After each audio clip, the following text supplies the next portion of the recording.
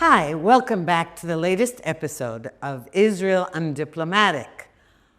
I'm your host, Ruthie Blum, and I'm here with my co-host, Mark Regev, and we have some exciting news. This is we are inaugurating the brand new state-of-the-art studio, JNS's Multimedia Center in Jerusalem. So, Mark, let's get started. I'll jump right in to ask you a very controversial question. Is it acceptable to speak ill of the dead? So when we grew up, Ruthie, it was unacceptable. It was considered bad form, bad behavior, impolite. But obviously, it's not true. Someone like Hitler, he's dead. We're allowed to speak badly of him. So I presume that you want to speak now badly about someone else who's recently died. I do, and I really do not want to compare this person to Hitler in any shape or form. Okay, let's make that clear right now. Yes, there are many, and by the way, there are many terrorists whom we've killed, Israel has killed in this war, and I'm very happy about that as well.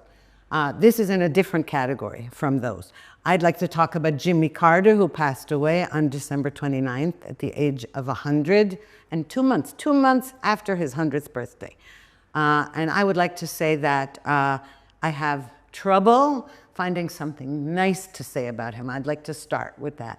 And there are various reasons, and many of them have been discussed in the last few days. I'd like to hear what you think about him before I launch into a major league assault.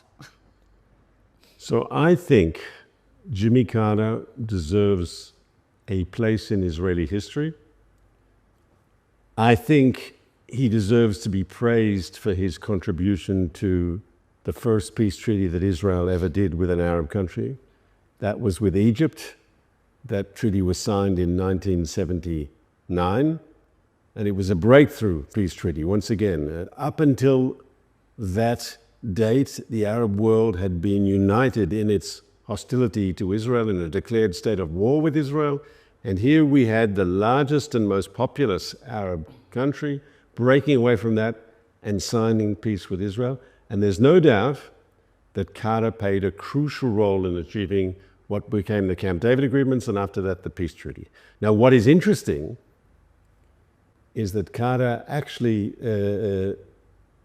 almost accidentally played a pivotal role in making peace, because he started off trying to do something very different. He was elected, as you will recall, in 1976. And everything that Nixon and Ford did, he was going to do differently, yes? And he was very critical of their diplomacy in the Middle East. They had this sort of incremental sort of approach, go slowly, do what's possible. And Carter sort of came in and said, I'm going to make peace a sort of a comprehensive Middle East peace. And he had this idea to working with the Russians, with the Soviets at the time, yes, and have this international conference and bring in the Palestinians and bring in the Syrians. And actually, when Sadat made his famous trip to Jerusalem in November 1977, which sort of broke the taboos, it caught the Carter administration by surprise. And originally, they weren't happy because it was going to disrupt their plans for this big peace conference, which would never have gone anywhere anyway. Yes, well, I'd like to take issue with your saying kind of by accident, this by accident, that. So I'm going to just start by saying nothing Democrats do is ever by accident, okay? Sorry, I have to jump in here. Truman was a Democrat. He recognized the state of Israel. Just because they're Democrats and you don't like Democrats doesn't mean. Truman, may I say, and it's only now that in retrospect people are saying that Truman was one of the great presidents. You know that while he was president, he was very considered a disaster. But that's a separate issue. I'd like to talk about your description of what happened with this peace process. It was totally in spite of Carter, not due to Carter. And before Carter got elected, President Ford, he became president because Richard Nixon had to resign. And then he came up against Carter in the election, and Carter won. And what was assumed about Carter was that one thing, people didn't know much about him. He was governor from Georgia, had been a peanut farmer. But what they knew, or they thought they knew, was that he was a fierce anti-communist. And then he takes office. I mean, he ran on that ticket as well. He takes office and he proceeds purposely to undo one thing that both Nixon and Ford did, is that they did something really crucial that Eisenhower and Kennedy did not do. They called Egypt to task. They said, if anything you do will be conditional. Any help you get from America is conditional. And they stopped being nice guy with Egypt. When Carter entered office, he said, okay, we're going to show the world and the Middle East that America is a nice guy, not a bad guy. Okay, first mistake. And any time America takes that position, disaster follows. But what happened was, in the meantime, you have to talk about Sadat. Why Sadat came to Jerusalem. It just didn't happen. And believe me, it had nothing to do with Carter. Before Carter entered office, it had to do with the fact that Sadat had taken over. He had, after his predecessor, Nasser, died, Sadat was viewed by Egyptians as some kind of puppet, weak, whatever, and he needed to prove himself to his people and to the Arab world and the world at large. And he did this by, a couple of years after he came to power, attacking Israel in the Yom Kippur War. And he knew that he wasn't going to win. He did it to do a big show, to cause casualties, and he knew that Israel was stronger than Egypt. And then when it was over, what he was going to do, and this is when he went to Secretary of State Nixon and Kissinger, President Nixon and Secretary of State Kissinger, and he said, here's the deal, okay? Israel won't declare victory in the Yom Kippur War. We will get territory like the Sinai eventually. We're going to sign a deal. And in exchange, we will move from the Soviet axis to the US axis. And why did Sadat do this? He said, okay, this is a great plan. He'll show the Arab world that he has beat Israel and brought America to give him what he wants. And from Israel's point of view, this is also good, because then we'll have some quiet on the Egyptian border. And it was going to be a great deal, and Carter messed it up by saying, no, no, no, no, we need to go to Geneva, we have to have the PLO and Syria and the Soviets, which is exactly what Sadat did not want. And that's why Sadat pulled a fast one. And he came to Jerusalem behind Carter's back, but then Carter couldn't do anything but welcome it. Can I say, you're not contradicting, I mean, I don't agree with everything you've said, but you're not contradicting the essence of what I said, because I said he accidentally became a peacemaker, or inadvertently. You are 100% correct when you say that Sadat didn't want the international conference. Sadat understood. He wanted an Egyptian show. He was worrying about Egypt. And he knew that if there would have been this Geneva conference, that then, you know, there'd be a united Arab position and the Arabs would only go as forward as their weakest link, and with the Palestinians there and with the Syrians there, it would go nowhere, and that was clear to Sadat. So Sadat made a decision, because of feelers he received from Begin, through Romania, through Morocco. There's all this famous diplomacy that happened very quietly. People weren't aware of it at the time. But Sadat got messages from Begin that he was serious on peace. And then Sadat said, this American proposal for this great international conference that's going to make comprehensive peace in the Middle East, and we're all going to live happily ever after. He knew that was going to go nowhere, and that's why he came to Jerusalem. In other words, by Carter's bad policy, the Egyptians decided to jumpstart the peace process, and Sadat came to Jerusalem. So inadvertently, unintentionally, Carter actually brought about, it's the law of unintended consequences, Carter brought about this amazing breakthrough in the peace process. But once you have the Egyptian-Israeli peace process started, it got into serious problems. And I don't think anyone can deny that the American effort, Carter didn't want to be there originally, but once he saw where the process was going, that Sadat and Begin had taken the process into a bilateral Israeli-Egyptian dialogue outside this so-called international conference. Then he rolled up his shirt sleeves, so to speak, and went to work and worked very hard and brought the leaders together at Camp David, And after Camp David Accords, and there were problems, he shuttled between Jerusalem and Cairo. He was here, made the effort, put in the time, and I don't think anyone would deny his important role in getting the peace treaty between Israel and Egypt. I don't know. I think he was doing that. He was hoping to get the Nobel Peace Prize, which he did, but many years later. Correct. He was plenty pissed off that he was left out of that Nobel Prize that Begin and Sadat won together. But here's the other thing that is ill-deserved for Carter, and that aside from the fact that really Begin and Sadat did deserve it and he didn't, but another thing is that he, in the meantime, while this is going on, okay, he basically Islamized Iran. So, we're sitting here talking about, Israel's peace treaty with Egypt. But what we're forgetting now is his instrumental role in toppling the Shah of Iran and having him replaced. Carter didn't replace him with the Ayatollah Khomeini, but he enabled it, he encouraged it, and he bought the baloney that the Ayatollah was this, sweet cleric, peaceful, intelligent, and all the people surrounding Carter, that vile administration, all of them were saying, no, Khomeini, he's just this, he's a religious figure, and they just did not want to see what was going on. And when the embassy, the US embassy, was taken hostage by so-called students for justice, or, it's like today's students for justice in Palestine. And one of those students was Mahmoud Ahmadinejad, who would eventually become president of Iran and want to wipe Israel off the map.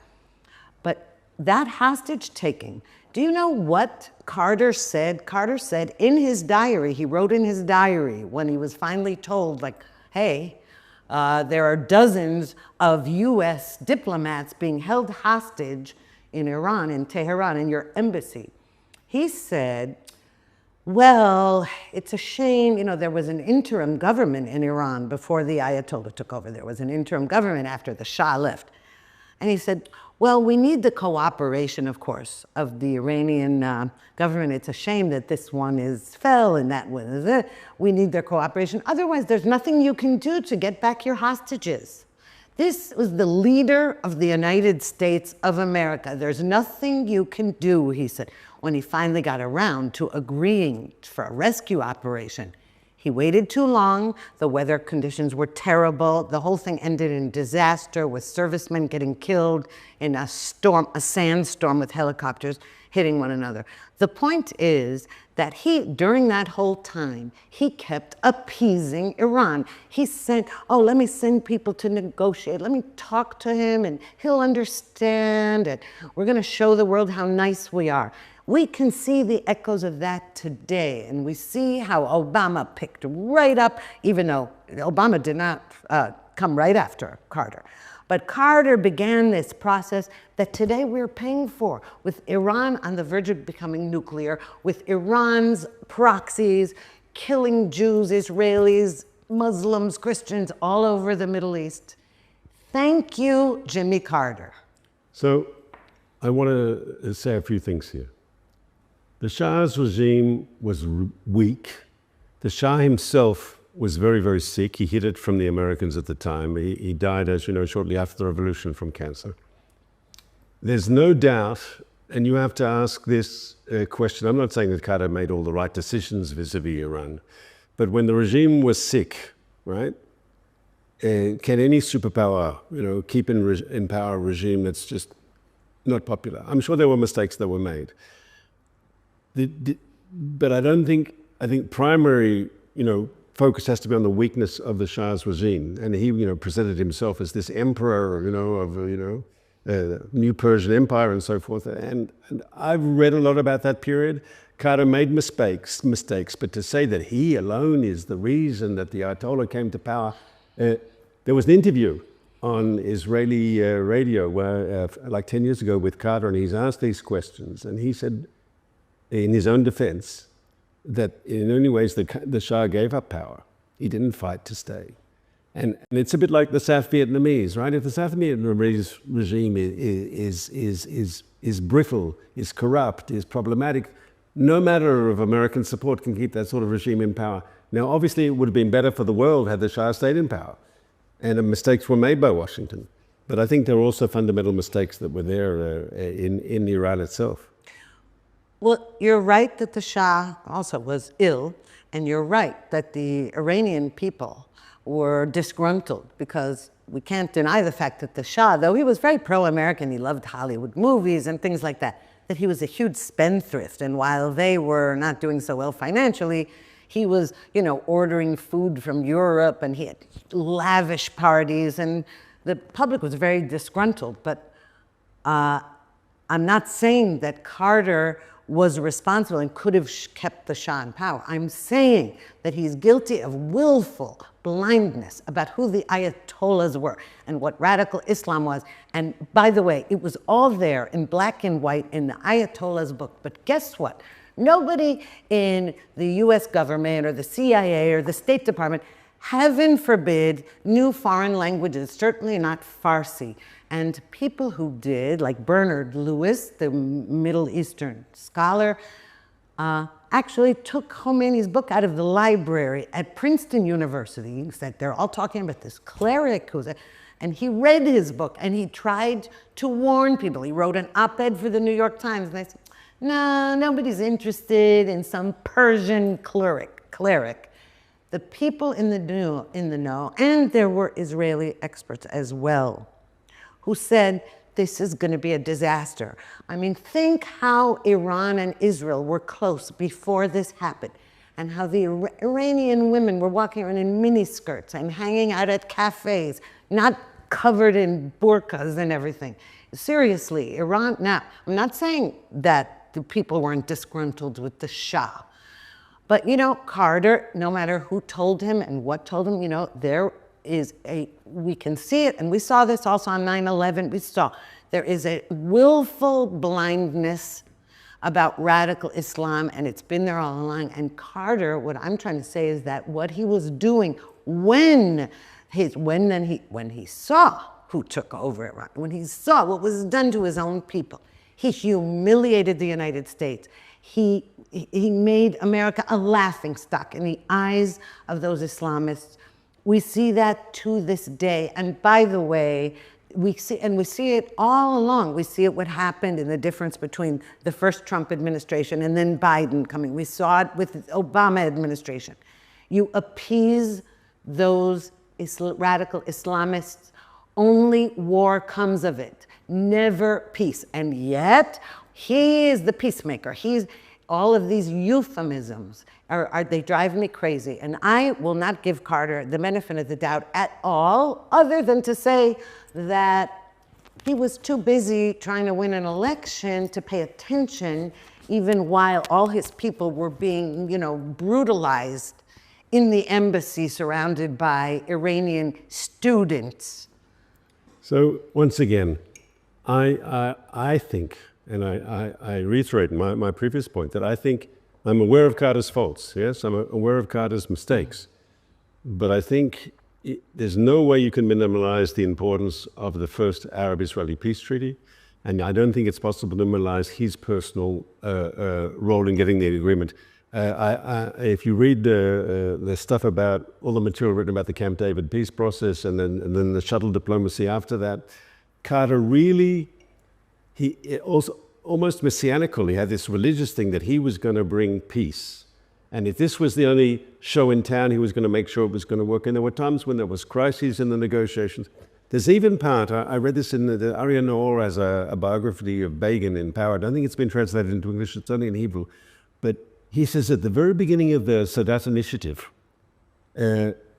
he goes to Washington, and Ezra Weizmann, who was then the defense minister from the Likud, he said to Begin, why do you need the Americans? We can deal directly with the Egyptians. He said, no, we need the Americans to make this agreement. And we need a Washington with us.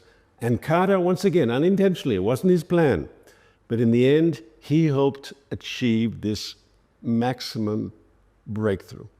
There is a controversy about Camp David, where Carter claimed that Begin lied to him. because Begin said he agreed to a 3-month settlement freeze, and Carter said he agreed to a freeze until the negotiations were over. Now, different people have said that Carter's wrong, serious people, and not just Likud supporters. The most famous is Aaron Barak, later to be the Supreme Court Justice, who was then the legal advisor to the negotiating team. He said Begin never said any more than, a limited 3-month period. And that Carter, I don't know, and even some Americans I've heard who worked with Carter have said, Mr. President, this isn't true. He never promised this, but let's put that aside. But once he left office, Carter, for many Israelis, became increasingly hostile. He used the apartheid word. He cozied up, in the eyes of many Israelis, to Islamic radicals. He was meeting dictators like Assad and so forth. So when you're president, you might have to do it as a former president. So Carter would always defend himself by saying, I have no higher goal in my life than to help Israel live in peace and security with its neighbors. I have no other aspiration, no higher aspiration than to do this. And here there's a problem that I think is also typical of others in Washington, is that I know best what's good for Israel. I love Israel so much. I know best what's for it, better than the Israelis themselves. And there's a certain amount of, what's the right word here? I know better for you what's good for you than, that's problematic. By the way, Carter actually never said, like Biden, I love Israel and I know what's good for Israel. Carter never went that far. Carter actually said, what I want more than anything is for the Palestinians to have a state and live side by side with Israel or something like that, as long as Israel is in indefensible borders and everything. It's not just, like the Palestine Peace Not Apartheid book was written in 2006. So you're talking about many, many years after Camp David, after the Egypt-Israel Accord. Once he was out of office, first of all, when he was in office, he hated Begin. He wasn't fond of Jews. He didn't like Israel to begin with. That, forget about. It doesn't even matter whether he liked Jews, because after all, Richard Nixon, who was great for Israel, was not fond of Jews either. Let's be frank here. He was kind of an anti-Semite, but he liked Israel. He saw Israel as a serious ally. Now, since I know people get really annoyed when you call everybody who's critical of Israel an anti-Semite, but let's be honest here. Even the IHRA definition, working definition of anti-Semitism, is singling out Israel for behavior that others do, to single it out for criticism and stuff. That's anti-Semitism. And in that sense, I can definitely say that Carter was anti-Semitic in that sense, by holding Israel to a double standard, a higher standard, an impossible standard, and mainly lying through his teeth about Israel. By the way, you say that he accused Begin of lying. Now, if you put Carter and Menachem, Jimmy Carter and Menachem Begin across from one another, you wouldn't even need experts to tell you which one of them was lying about their conversations. That's one thing. And the second thing is that